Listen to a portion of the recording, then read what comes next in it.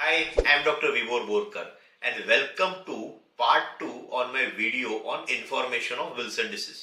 Now देखते हैं कि ये बीमारी का डायग्नोसिस कैसे करते हैं। तो डेफिनेटली जब कोई बीमारी के लक्षण हो, डॉक्टर आपका सस्पेक्ट करेंगे कि यस क्या ये विल्सन डिसीज या अन्य बीमारी हो सकती है क्या, तो कुछ टेस्ट भेजे जाते हैं। मोस्ट इंपॉर्टेंट होता है जैसे जिसको हम बोलते हैं सीरम सेरुलोप्लाज्मी, फिर यूरिन में देखना कि कॉपर बढ़ा है क्या, तो 24 आवर यूरिनरी कॉपर देखते हैं। आपके आंख में कॉपर डिपॉजिट हुआ है क्या, उसको केफ रिंग बोलते हैं। तो एक गोल्डन कलर की रिंग होती है जो आंख में जमती है, जिसको डॉक्टर कभी कभी ये टॉर्च लाइट से दिखती है, लेकिन बेस्ट इसका तरीका होता है कि आई के स्पेशलिस्ट उसको एक स्पेशल मशीन जिसको स्लिट लैम्प बोलते हैं, उस मशीन के द्वारा देख के इसको कंफर्म करें। ये देखने के लिए डॉक्टर का एक्सपीरियंस होना बहुत जरूरी है। ज्यादातर के उन डॉक्टर को अच्छा एक्सपीरियंस होना चाहिए देखने के लिए, या फिर वो बच्चों के आंख के डॉक्टर होते हैं तो और बेहतर है, क्योंकि उन्होंने इस चीज का उनके पास ज्यादा अनुभव होता है। बाकी टेस्टों में आता है जैसे हम ब्रेन का एमआरआई में भी कॉपर बेजल गैंग्लिया जो ब्रेन का एक पार्ट है उसमें डिपॉजिट हुआ है कि नहीं वो देख सकते हैं। लीवर बायोप्सी में भी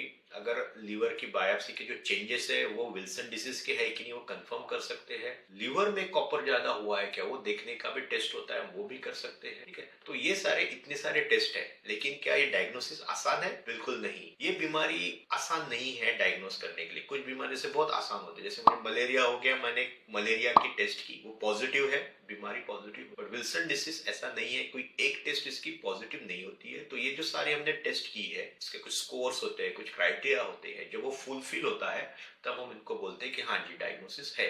तो इसलिए डायग्नोसिस के लिए आपको एक स्पेशलिस्ट की, खास करके हिपेटोलॉजिस्ट की या पीडियाट्रिक हिपेटोलॉजिस्ट की जरूरत पड़ेगी। तो you have to consult a paediatric gastroenterologist, paediatric hepatologist और एडल्ट गैस्ट्रेंटोलॉजिस्ट और एडल्ट हिपेटोलॉजिस्ट। तो वो आपको बताएंगे कि ये सारे टेस्ट का रिजल्ट विल्सन डिसीज में फिट होता है कि नहीं होता है। फिर जेनेटिक टेस्टिंग भी होती है, तो जनरली जेनेटिक टेस्टिंग कंफर्म होती है। इसमें हम ATP7 भी इसका म्यूटेशन कंफर्म करते हैं और बोलते हैं विल्सन डिसीज है या नहीं है। इतना सारा करने के बाद भी there is a small proportion of patients जिसमें विल्सन डिसीज का डायग्नोसिस हो सके, कंफर्म ना हो, ये पॉसिबल है। तो overall diagnosis is challenging, so consult a specialist for it.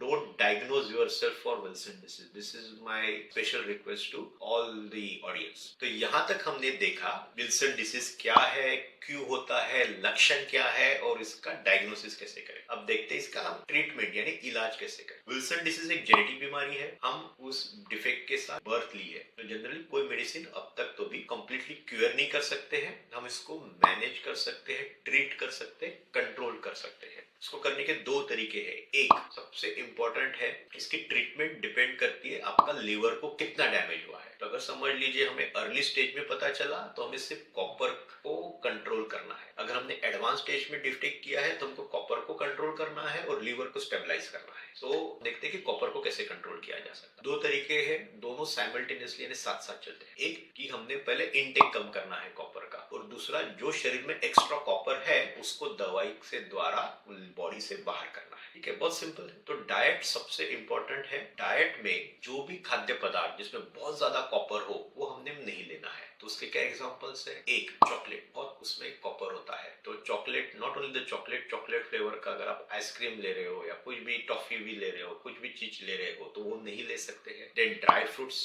फिर कॉपर में अगर आप कोई खाना स्टोर कर रहे हो, उसमें कोई खाना बना रहे हो या वाटर स्टोर कर रहे हो, रिसेंटली कुछ RO फिल्टर्स आए थे कॉपर के साथ कि इम्यूनिटी देते हैं, लेकिन अगर आपको विल्सन डिसीज तो डेफिनेटली आपको वो डैमेज करेंगे। तो ये कॉपर वेसल्स का यूज होना, अलॉन्ग विद दैट जैसे मशरूम्स है उसमें भी बहुत ज्यादा होता है। अगर हम नॉनवेज फूड आइटम्स देखें तो जिसको हम बोलते हैं कि शेल फिश और ऑर्गन मीट। ऑर्गन मीट यानी जैसे लीवर है, स्प्लीन है या किडनीज है, जिसको गुर्दा, कलेजी, तिल्ली बोलते हैं, तो ये जो हिस्सा होता है इसमें ज्यादा कॉपर होता है। तो खाने में इन चीजों को आपको हमेशा के लिए बंद करना है। So diet is life long. Wilson disease के और आगे की जानकारी के लिए मैंने पार्ट 3 ऑफ वीडियो बनाया है, please don't miss to C.